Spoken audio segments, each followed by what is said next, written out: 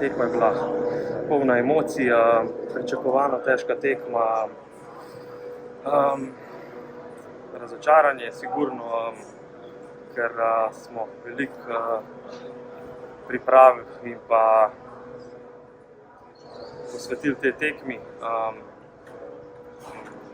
Težko je, ko iztrn misli, ampak sigurno smo razočarani in treba je zdaj glave gor dati, spočiti se, turnirja še ni konec in še pojutrišnja nova tekma, čakajo nas še 4 tekme in probati čim bolj igrati naprej in